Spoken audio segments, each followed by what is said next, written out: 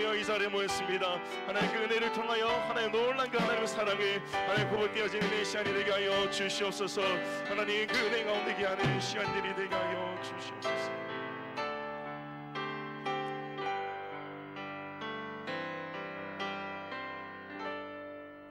살아계셔서 우리 가운데 역사하시는 주님의 은혜와 사랑과 영광 받으시기에 기뻐하시는 주님, 이 저녁에도 하나님을 예배하고 섬길 수 있게 하시니 감사합니다. 3일 동안에도 말로나 행위로나 마음으로 잘못된 허물과 죄를 용서하여 주옵소서. 성삼위 하나님이시여 찬송을 통해 신앙의 열매가 영육게 하옵소서. 말씀은 듣는 중에 귀가 열림으로써 하나님의 세미한 음성을 듣게 하옵소서. 죄로 가려워져 있는 심령에 영의 눈을 뜨게 하셔서 내 자신의 실존을 바로 보게 하옵소서. 남에게는 관용하고 자신에게는 엄한 매질을 할 줄 아는 지혜를 배우게 하옵소서. 5월은 가정의 달입니다. 코로나19로 인해 각 가정에 근심 걱정 없게 하옵소서. 하나님 아버지, 성령 안에서 마음을 합하여 한 뜻으로 살게 도와주옵소서. 하나님 앞에 참된 신앙과 기쁜 신앙을 갖게 하여 주옵소서. 주의 마음을 헤아려 찢어지고 터진 마음으로 하나님만 의지하여 주님만 바라보는 가정을 이루게 하옵소서. 사랑의 주님, 코로나19 점점 회복하게 하시니 감사합니다.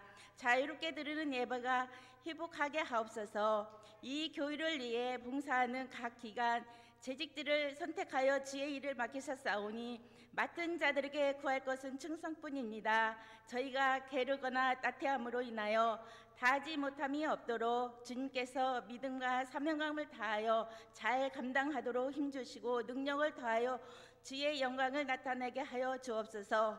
말씀을 증거하실 목사님께 영역을 7배나 강게 하옵소서.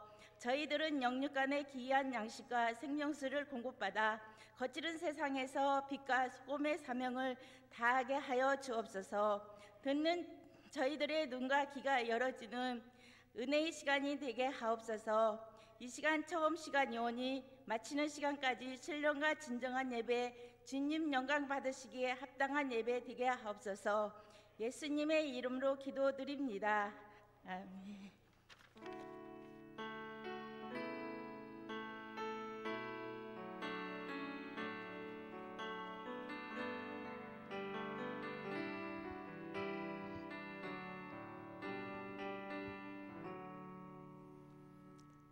삼일 저녁 하나님께서 우리에게 주시는 생명의 말씀은 신약성경 사도행전 2장 41절로 47절 말씀입니다. 신약성경 190쪽 사도행전 2장 41절로 47절 본문의 말씀 저와 함께 교독하겠습니다.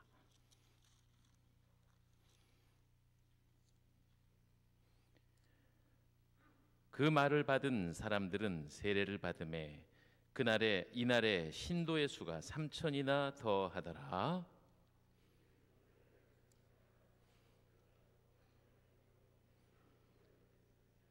사람마다 두려워하는데 사도들로 말미암아 기사와 표적이 많이 나타나니 믿는 사람이 다 함께 있어 모든 물건을 서로 통용하고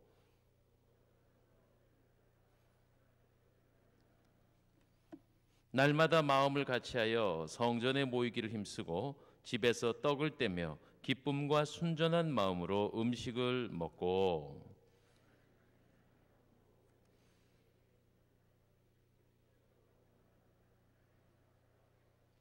아멘. 우리 찬송 한 곡만 찬송하시고 목사님 말씀 전하겠습니다. 453장입니다. 453장입니다.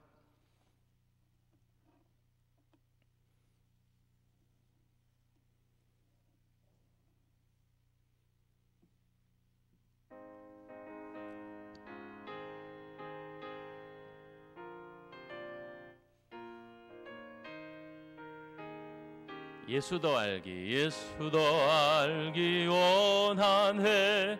크고도 넓은 은혜와 대속해 주신 사랑을 간절히 알기 원하네. 내 평생의 소원, 내 평생의 소원, 대속해 주신 사랑을 간절히 알기 원하네. 성령이 스승되셔서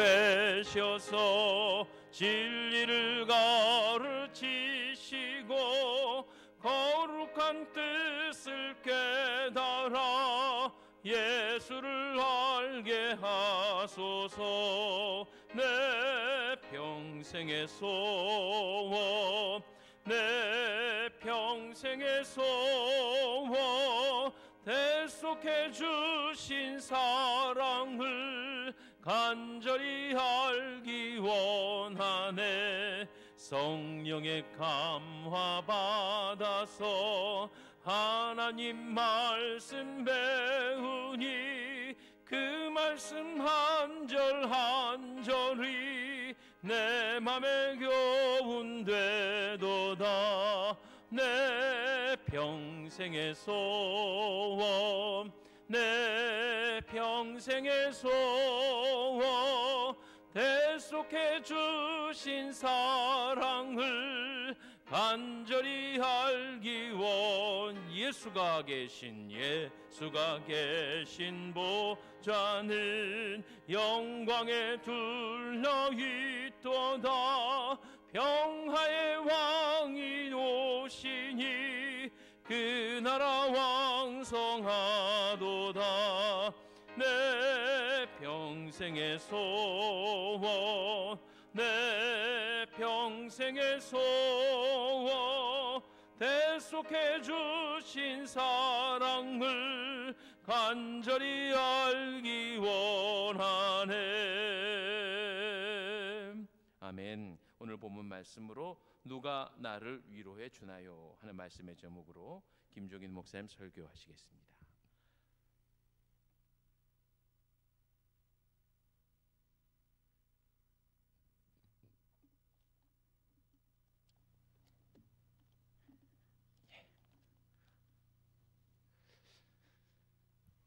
할렐루야.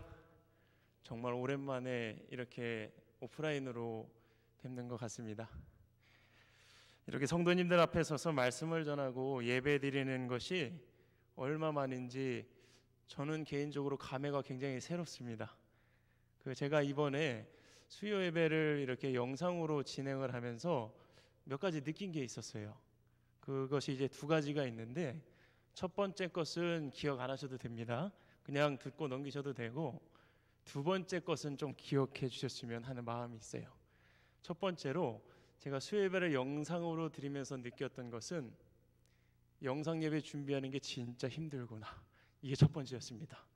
말씀을 녹화를 하는데 성도님들이 안 계신 상태에서 혼자 이렇게 녹화를 하잖아요. 그러니까 굉장히 힘들더라고요. 말이 안 나오고. 그래서 제가 이번에 방송하시는 분들, 라디오 하시는 분들이 진짜 대단하구나, 이 생각이 들었습니다. 이거는 별로 중요한 게 아니에요. 그런데 두 번째가 정말 중요합니다. 얼마 전부터 성도님들과 함께 오프라인으로 온라인으로 예배를 드리는데, 이렇게 같이 예배를 드리면서 깊이 깨닫는 것이 무엇이냐면, 성도님들의 음성과 숨소리와 함께 찬양하고 함께 예배드리는 것이 얼마나 힘이 되고 소중한 것인지를요, 제가 절실히 깨달았습니다. 하나님이 이렇게 모여서 예배드리는 것을 얼마나 기뻐하실지를요, 제가 조금이나마 체험하게 되었다, 그 말씀입니다. 이렇게 성도님들과 다시 모여서 예배를 드리고 성도님들의 숨소리를 듣고 성도님들과 눈을 마주치고 성도님들과 함께 찬양하고 예배드리는 것이요, 정말 저에게는 굉장히 큰 힘이 되는 것입니다. 저는 이것을 깨달았습니다. 오늘 우리가 함께 예배드릴 때에 성도님들에게도 동일한 은혜가 있기를 간절히 축원합니다. 함께 모여 예배드릴 때에 하나님께서 주시는 힘과 능력을 얻고 하나님의 말씀대로 살아갈 수 있는 힘을 얻고 돌아가시기를 주님의 이름으로 축원을 드립니다. 생텍쥐페리가 자신의 소설 어린 왕자에서 이런 얘기를 했습니다. 익숙함에 속아 소중한 것을 잃지 말자. 그러니까 너무 익숙해지니까 이렇게 모이는 것이 별로 소중하지 않게 여겨졌었는데 이번에 코로나19를 통해서 이것이 얼마나 소중한지를 다시 한번 깨닫게 됩니다. 그래서 저는 오늘 초대교회의 모습을 한번 성도님들과 되돌아보고자 합니다. 초대교회의 모습을 통해 이러한 교회 공동체의 중요성, 교회의 존재 이유, 그리고 우리가 소망하며 이루어가야 할 참된 교회의 모습이 무엇인지를 말씀을 통해서 함께 나누고자 합니다. 이 말씀을 선포될 때에 성도님들의 삶과 신앙이 한 단계 더 성숙하여지고 주님의 몸된 교회를 더욱 아끼고 사랑하게 되시기를 다시 한번 간절히 축원을 드립니다. 오늘 본문은요, 초대교회의 모습을 아주 잘 소개하고 있습니다. 우리가 너무나 잘 알고 있는 말씀이고 이런 초대교회의 모습을 비전으로 품고 나아가고 있는 교회들도 많이 있습니다. 성도님들과 제가 알고 있는 초대교회의 모습은 어떤 모습이죠? 42절부터 초대교회의 모습이 기록되어 있는데 이런 모습으로 나와 있습니다. 사도의 가르침을 받았고 그 가르침을 가지고 서로 나누고 떡을 떼고 오로지 기도하기를 힘썼습니다. 그리고 참 비현실적으로 느껴지는 그런 문구가 나옵니다. 9절이 나오죠. 믿는 사람이 다 함께 있어 모든 물건을 서로 통용하고 재산과 소유를 팔아 각 사람의 필요를 따라 나눠주고 날마다 마음을 같이하여 성전에 모이기를 힘썼습니다. 이뿐만이 아닙니다. 날마다 한 마음으로 성전을 사모하고 모이기를 힘썼습니다. 집에서도 떡을 떼고 기쁨과 순전한 교제를 나누었습니다.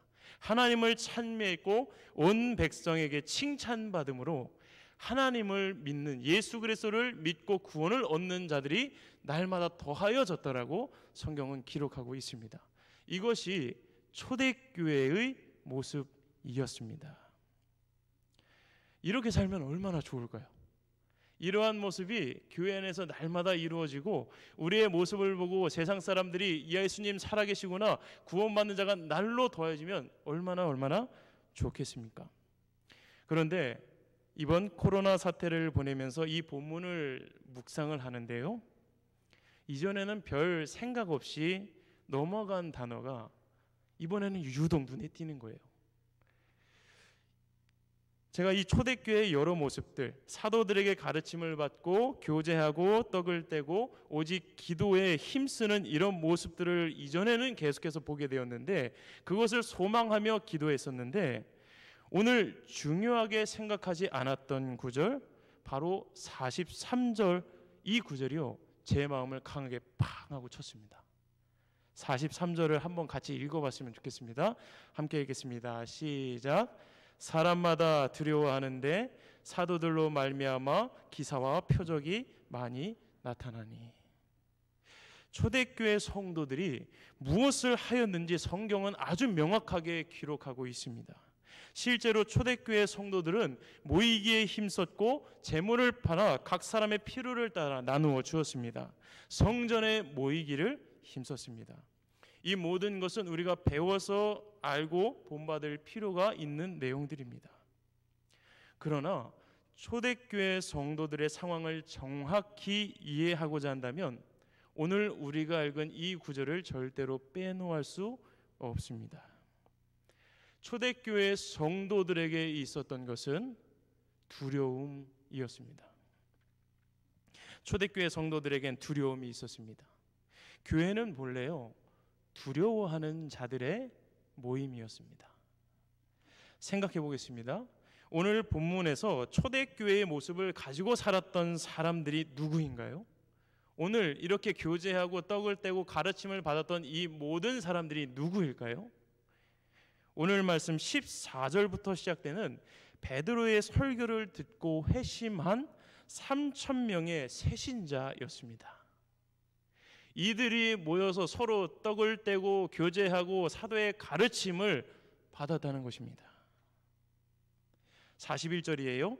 그 말을 받은 사람들은 세례를 받음에 베드로의 설교를 듣고 세례를 받은 사람들이 이 날의 신도의 수가 3,000이나 더하더라. 42절에서요, 주어가 그들로 나옵니다.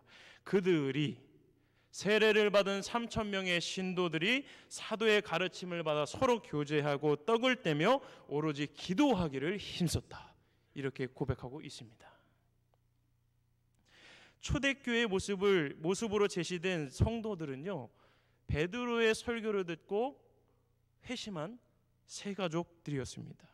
유대인들과 예루살렘에 살고 있는 사람들이었습니다. 아시다시피요, 이 유대 땅에는 지금 우리가 유대교라 부르는 신앙이 주축을 이루고 있었습니다. 유대교적 신앙을 가지고 살아왔던 사람들입니다. 그런데 그 사회의 다수를 이루는 유대인들이 예수님을 부인하고 십자가에 매달아 죽였습니다. 그렇다면 이런 상황에서요, 예수님을 믿는다는 것이 과연 쉬운 일이었을까요? 유대인들이 부인하고 십자가에서 죽인 예수를 구원자로 내가 영접했습니다. 이제 예수님을 믿는 사람으로 유대교 사회 안에서 살아가야 합니다. 쉽지 않았을 것입니다. 이전에 유대 신앙을 버리고 새로운 방식의 삶과 믿음으로 살아간다는 것이 쉽지 않았을 것입니다. 마치 토종 한국인이요, 저기 아프리카 땅 어디쯤에 홀로 남겨진 그런 기분이지 않을까, 이런 생각을 해보았습니다. 두려워하는 것이 당연합니다. 지금도 현재도요, 그리스도인인 것을 드러내면 말과 행동 더 조심해야 되고 정직해야 되고 그리고 배려해야 되고 양보해야 되니까 피곤한 면이 있어요. 그래서 어떻게 하죠?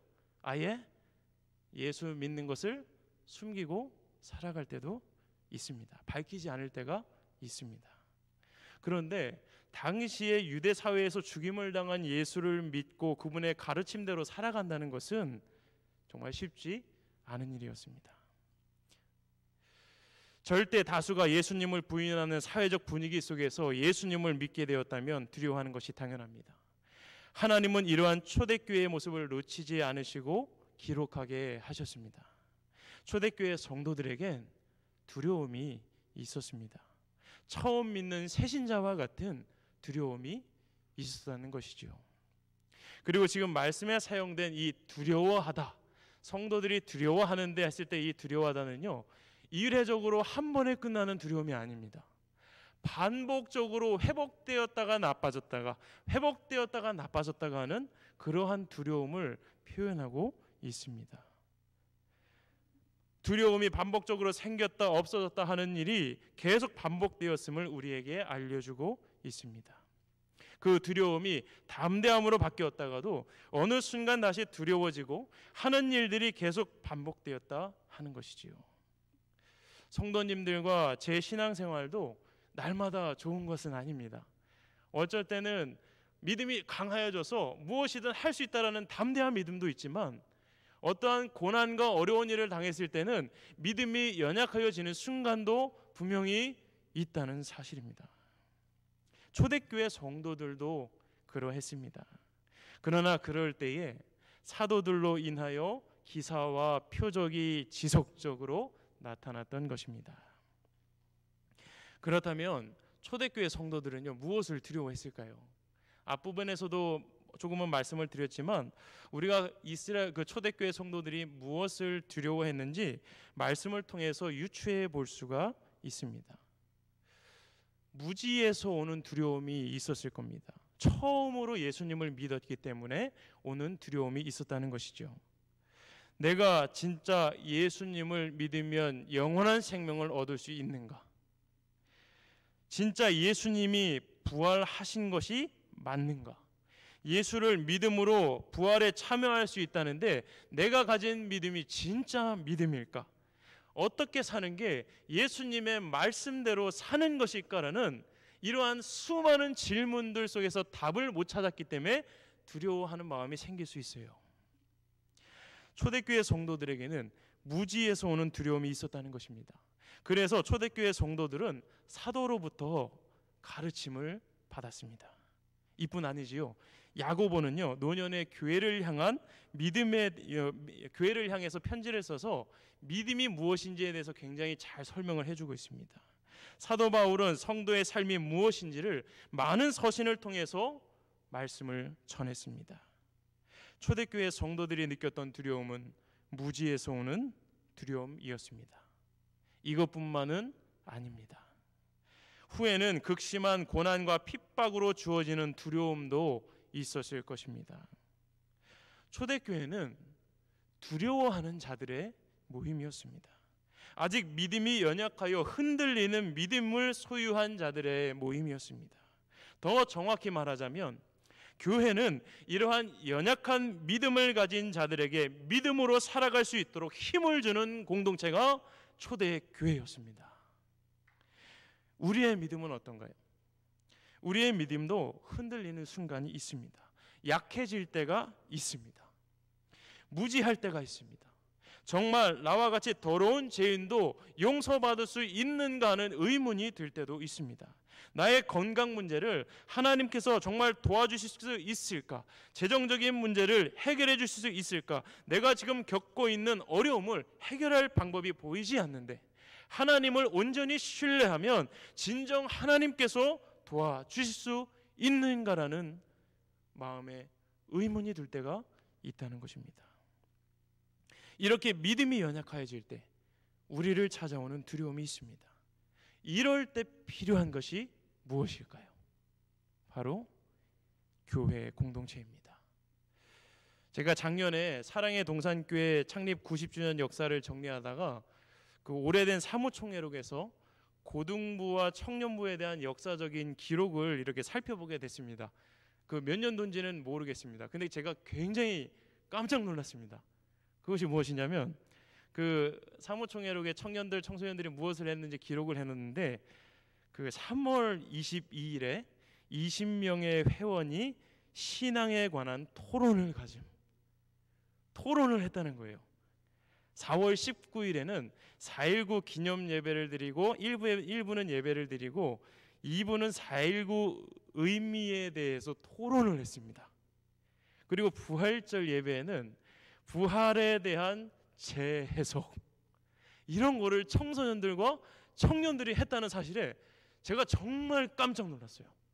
제가 어느 교회를 가서 사무총회록을 들여봐도 청년이나 청소년들이 깨어 있어서 사회적인 문제를 갖다 교회 안에서 토론하고 하나님의 말씀을 가지고 토론하고 부활에 대해서 토론했다는 내용을 본 적이 없습니다. 그런데 제가 섬기고 있는 이 사랑의 동산교회에서 그걸 했다는 걸 보는데 너무 자부심이 뿌듯한 거예요. 성도님들 뿌듯해 하셔도 됩니다. 그런 교회입니다. 제가 처음 봤어요.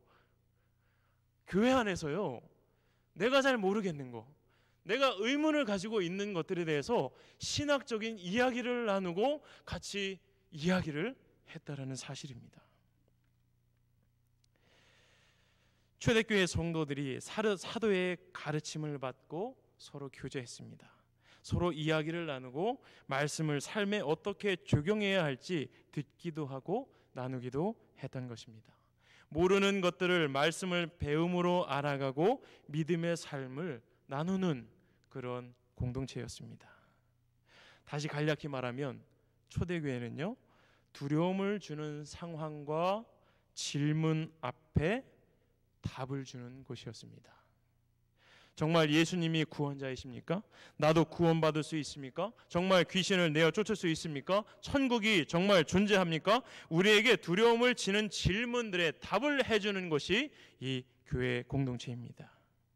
또 두려움을 주는 상황들이 있습니다. 궁핍하여 쓸 것이 없을 때 쓸 것을 채워주고 서로를 위로하고 힘이 되어주면서 믿음을 지키도록 돕는 공동체, 이것이 교회였습니다. 그러므로 예배를 드리는 것뿐만 아니라 우리가 교회로 모여야 할 이유는 충분합니다. 우리의 믿음은 혼자가 아니라 함께 지어져 가기 때문입니다. 우리의 믿음은 우리 스스로 지킬 수 있는 것이 아니라 교회 공동체 안에서 함께 지어져 가는 것을 믿으시길 바랍니다. 우리의 믿음은요, 혼자가 아니라 교회 안에서 연합하여 같이 자라갑니다. 이것이 에베소서 2장 19절에서 22절에 기록되어 있습니다. 제가 읽어드리겠습니다. 그러므로 이제부터 너희는 외인도 아니요 나그네도 아니요 오직 성도들과 동일한 시민이요 하나님의 권속이라. 너희는 사도들과 선지자들의 터 위에 세우심을 입은 자라. 그리스도 예수께서 친히 모퉁이 돌이 되셨느니라. 그의 안에서 건물마다 서로 연결하여 주 안에서 성전이 되어가고 너희도 성령 안에서 하나님이 거하실 처소가 되기 위하여 그리스도 예수 안에서 함께 지어져 가느니라. 아멘이십니까? 우리는 함께 지어져 갑니다. 교회는요, 두려움을 주는 상황과 무지를 품고 들어왔다 할지라도 나아갈 때는 확신과 그리스도인으로 살아갈 힘을 얻고 돌아가는 것입니다. 너무 멋지지 않습니까? 이런 공동체가 또 어디 있습니까? 실제로 두려워하던 초대교회 성도들이요, 46절과 47절에 보면 어떻게 변화돼요? 두려워서 떨었던 그 초대교회 성도들이 어떻게 변화됩니까? 46절과 47절인데 이 말씀은 함께 읽어보았으면 좋겠습니다. 같이 읽어보겠습니다. 시작. 날마다 마음을 같이하여 성전에 모이기를 힘쓰고 집에서 떡을 떼며 기쁨과 순전한 마음으로 음식을 먹고 하나님을 찬미하며 또 온 백성에게 칭송을 받으니 주께서 구원받는 사람을 날마다 더하게 하시니라. 아멘. 두려웠지만요, 그 안에 기뻐할 수 있었습니다. 두려웠지만 그 안에서 하나님을 찬양했습니다.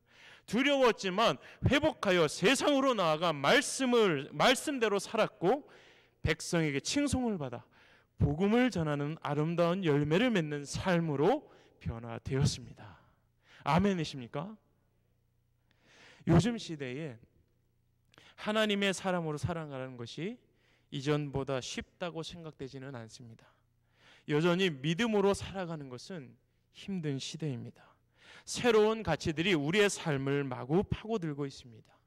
어떻게 대처해야 하고 행동해야 하는지 모를 때도 있습니다.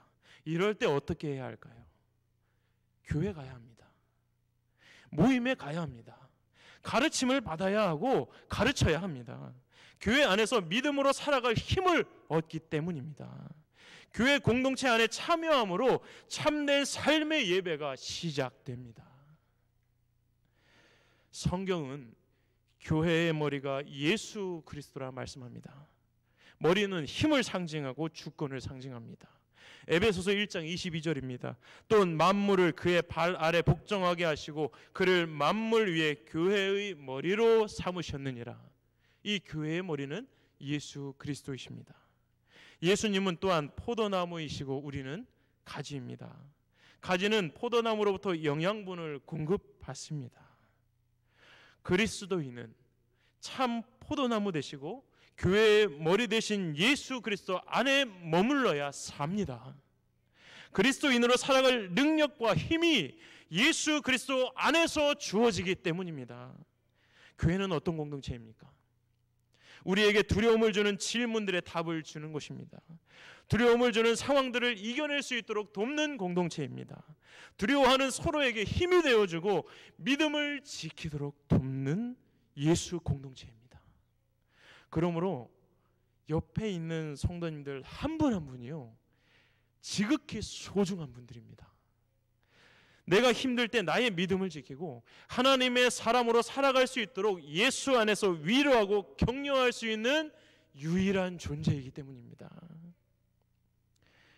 그래서요, 옆에 있는 분들에게 이렇게 한번 인사해 봤으면 좋겠습니다. 힘이 되어 주셔서 감사합니다. 힘이 되어 주셔서 고맙습니다라고 우리 서로에게 인사했으면 좋겠습니다. 예, 우리 인터넷으로 보시는 분들도 옆에 있는 가족분들에게 나의 옆에서 힘이 되어주셔서 감사합니다 라고 고백했으면 좋겠습니다. 바라기는 우리 모두가 서로에게 이러한 존재가 되기를 간절히 소망합니다. 진정한 교회가 우리 안에 든든히 세워지고 믿음으로 살아가기에 충분한 은혜의 생수가 예수 그리스도를 통해 공급될 뿐 아니라 그 은혜가 서로를 향하여 흘러가는 복된 성도님들의 삶과 가정이 되시기를 간절히 축원합니다. 짧은 간증을 하고 말씀을 마치겠습니다. 5월 1일인가요? 금요 예배를 처음 드리는 날이었습니다. 2달간 쉬다가 금요 철야를 이제 처음 드리는 날이었으니까 제가 이제 준비를 하잖아요. 아가페실에서 그 프로젝터도 켜고 음악도 켜놓고 불을 켜놓고 잠잠하게 이제 기도를 하고 있었습니다. 오랜만에 드리는 예배니까 마음이 많이 설레잖아요. 그래서 기도를 하고 감사합니다 주님 기도를 하고 있었습니다. 그런데 저 앞에서 어떤 한 권사님께서 기도를 하시는데 막 크게 기도하시는 게 아니에요. 정말 작은 소리로 주여 주여 이 소리를 들었습니다. 아마 이전에는 제가 너무 익숙했기 때문에 별로 신경 쓰지 않고 별로 관심 두지 않았을 그런 소리였을 거라 생각해요. 그런데 정말 오랜만에 성도님들과 함께 기도하고 예배 드리려고 모여서 기도를 하고 있는데 앞에서 권사님께서 주여 하시는데 제가 그 주여라는 음성으로 제 마음이 너무너무 감동이 되는 거예요. 이전에는 혼자 기도하고 혼자 말씀 녹화하고 막 이러다가 어느 한 성도님의 주여라는 그 아주 세밀하지만 조용한 음성을 들었는데 제 안에 위로가 넘치는 것을 경험했습니다. 내가 믿는 하나님, 우리가 주님이라 부르는 그 하나님을 함께 부르짖는 성도님들이 계시구나. 믿음으로 살기 힘든 시대에 같은 고민을 갖고 함께 주님을 부르짖는 동역자들이 있구나라는 생각이 드는데 얼마나 위로가 되었는지 모릅니다. 믿음으로 살아가기 참 벅찬 시대입니다. 하나님의 뜻대로 살아가기 참 힘든 시대입니다. 어려움을 겪고 있지만 그 가운데 같은 하나님을 믿는 다른 사람이 있다는 게 얼마나 큰 위로가 되었는지 모릅니다. 말씀을 마치고자 합니다. 초대교회는 두려움을 없애고 믿음으로 살아갈 수 있도록 서로를 돕고 위로하고 격려하는 공동체입니다. 그리고 그 능력은 오직 예수 그리스도를 통해서만 공급됩니다. 예수는 포도나무이시고 교회의 머리이시기 때문입니다. 이렇게 예수를 바라보는 사람끼리 서로 위로한다면 얼마나 아름다운 공동체가 되겠습니까? 사랑하는 성도 여러분, 내 옆에 있는 누군가가 고난당할 때 예수 그리스도 안에서 믿음으로 살아갈 수 있도록 돕고 위로하고 격려할 수 있는 분이 바로 여러분이신 것을 기억하시길 바랍니다. 성도님들의 한마디의 격려가 한 사람이 믿음으로 살아갈 수 있는 힘을 얻는 도구가 되기도 하고 하나님의 말씀에 순종하여 행한 것으로 한 사람의 인생을 바꾸는 위로가 될 수도 있습니다. 그렇기 때문에 교회 안에서 우리는 살리는 말로 격려해야 합니다. 복음을 전하기 어려운 현실 앞에 믿음과 소망의 말을 주고받으면서 힘을 얻어야 합니다. 말과 행동으로 한 사람에게 좌절을 선사하는 것이 아니라 신앙생활의 어려운 점들은 함께 품고 기도할 수 있는 아름다운 모습들이 더욱더 많아지기를 간절히 소망합니다. 이러할 때에 세상이 부러워하는 교회, 많은 사람들에게 칭송을 받으며 구원받는 자가 날로 많아지는 복된 공동체가 될 것임을 믿습니다. 오늘 초대교회 성도들처럼 서로를 격려하고 위로하며 믿음으로 살아갈 수 있도록 돕는 교회 공동체가 되어가기를 간절히 소망합니다. 어떤 고난의 때라도 교회 안에서 성도와 성도가 서로를 중보하고 격려하여 돌봄으로 모든 두려움을 몰아내고 오직 담대히 믿음의 사람, 하나님의 사람으로 살아가는 복된 인생 되시기를 간절히 축원을 드립니다. 기도하겠습니다. 성도님들과 함께 이렇게 같이 기도했으면 좋겠습니다. 하나님, 나도 누군가의 믿음을 세우는 자가 되게 하여 주시옵소서. 하나님, 아름다운 교회를 세워가는데 내가 아름다운 교회를 세워가는 누군가의 믿음을 세우는 자 되게 하여 주시옵소서. 그리고 또 한 가지는 우리가 초대교회 같이 교회 안에서 아름다운 나눔과 교제가 목장과 교구를 통해서 일어나게 하여 주시옵소서. 모임을 통하여서 위로받게 하시고 예배를 통하여서 힘을 얻고 돌아가는 아름다운 공동체 되게 하여 주옵소서라고 우리 함께 주여 한번 부르시고 기도하기를 간절히 소망합니다. 기도하겠습니다. 주여, 사랑이 많으신 하나님 아버지, 오늘 우리 가운데 말씀 허락하여 주심에 감사를 드립니다. 하나님 우리를 공동체로 불러주셔서 감사를 드립니다. 함께 믿음을 세워가는 하나님 한 뜻으로 모임을 갖게 하여 주신 것 감사드립니다. 하나님 아버지 이렇게 우리를 모아주셨사오니 하나님 이 안에서 주님께서 이 교회를 세우신 아름다운 뜻이 온전히 이루어지게 하여 주시옵소서. 하나님 서로를 격려하게 하여 주옵소서. 서로를 위로하게 하여 주시옵소서. 고난 가운데 고통 가운데에 어려운 일 가운데에 오직 믿음으로 살아갈 수 있는 힘을 얻게 하여 주시옵소서. 하나님 아버지 우리가 질책하거나 하나님 불평하는 것이 아니라 오직 우리의 입술로 하나님 연약한 자들을 세우며 믿음으로 살아갈 수 있는 힘을 얻도록 하나님 서로를 위로하며 격려하는 아름다운 공동체가 되어가게 하여 주시옵소서. 하나님 아버지 이제 모여서 예배드리지 않는 이러한 세대의 풍조가 일어나고 있지만 하나님 우리가 이러할 때 더욱 모이기에 힘쓰게 하여 주시고 하나님 우리가 가정에서 모이며 함께 하나님 소소한 나눔과 하나님 정말로 깊은 나눔들이 하나님 각 가정마다 이루어지게 하여 주시옵소서. 교회의 아름다운 모습들이 다시 한번 회복되게 하여 주시고 하나님 이런 모임들과 예배를 통하여서 다시 한번 믿음으로 살아갈 수 있는 힘을 얻도록 인도하여 주시옵소서. 서로 간에 선한 영향력을 발휘할 수 있도록 하나님 우리 가운데 예수 그리스도로 충만케 하여 주시옵소서. 예수 그리스도의 사랑을 기억하게 하여 주시옵소서. 하나님 아버지 이제 일어날 목장과 교구를 하나님께서 충만하게 임하여 주셔서 그 모든 모임마다 하나님 회복이 일어나게 하시고 하나님 모임마다 아름다운 교제가 일어나게 하여 주시고 하나님 모임마다 하나님 어려움을 나누며 함께 슬퍼하며 함께 즐거워하는 주님 복된 하나님 모임들이 될 수 있도록 하나님께서 은혜 베풀어 주시옵소서. 하나님께서 예수 그리스도를 이 교회의 머리로 세우셨음을 하나님 기억합니다. 하나님 우리는 포도나무의 가지이고 주님은 포도나무이시니 우리가 주님으로부터 날마다 영양분과 힘을 공급받게 하여 주시옵소서.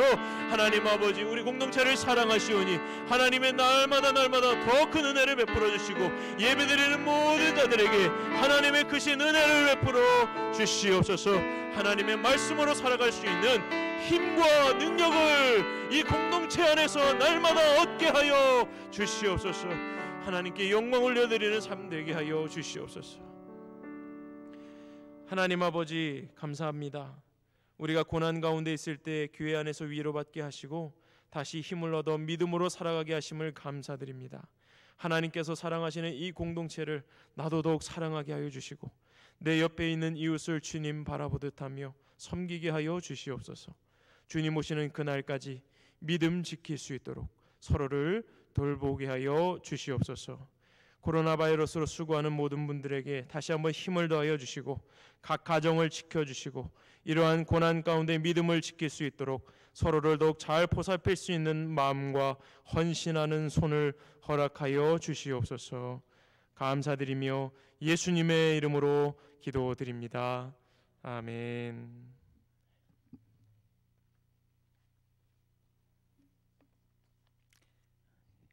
교회 소식 전하겠습니다. 우리 교회의 모든 예배가 현장 예배가 진행되고 있는 것을 잘 아시죠? 모이기에 힘써 주시기 부탁드립니다. 허나 여전히 사정이 여의치 않은 분들, 또 출타하셨다가 외지에 나가셨다 오신 분들, 이런 분들을 위해서 인터넷 생방송이 진행되고 있습니다. 사정이 여의치 않은 분들, 또 이 시간에도 지금 방송으로 예배하시는 분들이 계실 텐데 예배를 놓치지 마시고 하나님 앞에 더욱더 열심히 예배하고 말씀을 접하는 저와 여러분 되기를 소망합니다. 참 아쉬운 것은 지난 주간 정도 잘 넘어갔으면 학교가 개학하고 어린 학생들로부터 이제 개학이 되면 조금 더 자유로워지지 않겠나 싶었는데, 여러분 뉴스를 아는 것처럼 저 서울에서 그런 어떤 그 클럽 춤추는 데서 집단 감염이 나왔고요. 오늘 뉴스에 의하면 우리 익산 젊은이들도 거기 그 지역에 이태원이라는 곳에서 연휴 기간에 거기서 함께 좀 놀다 온 학생들이 파악이 돼서 막 100명이나 됐대요. 근데 다행히 그 100명의 전수 조사를 했는데 음성 판정이 났지만 그래도 보름 동안은 그 사람들이 이제 감시를 해야 되는 그런 상황이 됐습니다.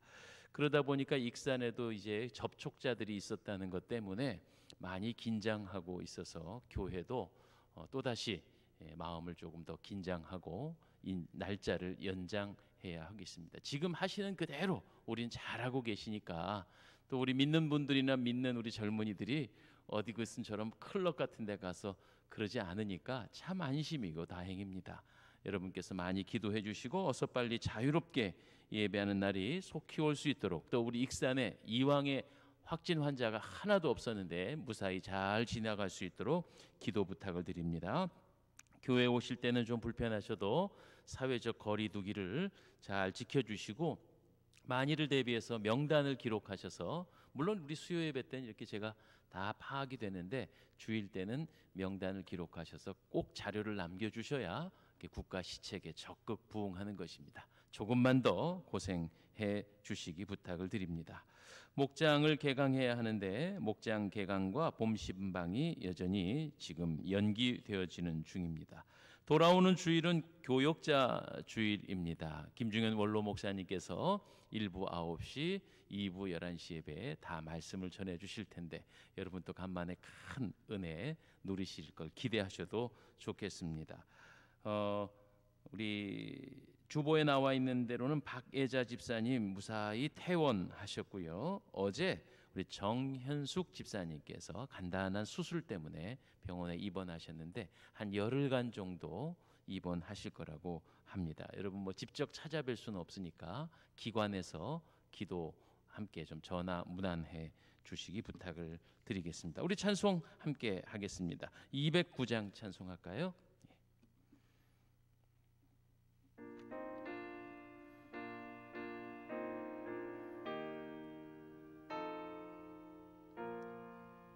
이 세상 풍파 심하고 또 환난 질고 많으나 나 편히 쉬게 쉴 곳은 주 예비하신 주의 전 그 향기로운 기름을 주 내게 부어 주셔서 내 기쁨 너해 주는 곳 주 피로 사신 주의 주 믿는 형제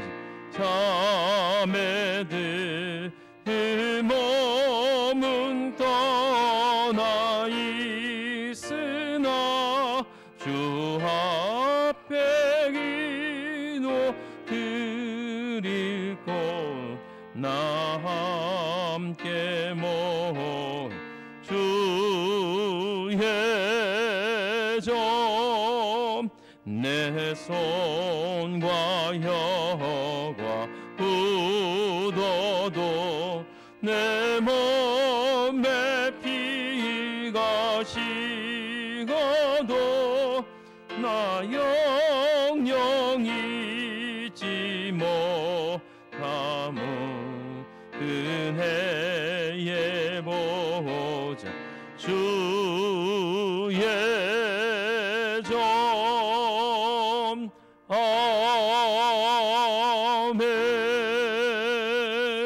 주님 가르쳐 주신 기도로 마칩니다. 하늘에 계신 우리 아버지, 아버지의 이름을 거룩하게 하시며 아버지의 나라가 오게 하시며 아버지의 뜻이 하늘에서와 같이 땅에서도 이루어지게 하소서.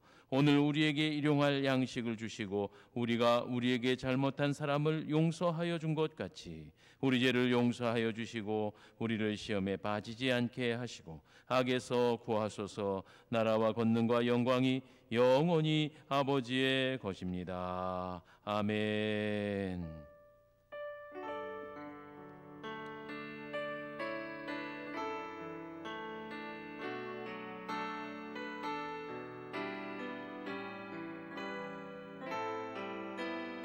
귀한 예물 드린 손길이 있습니다. 하나님께서 이 예물을 기뻐 받으시고 복 내려 주실 줄 믿습니다.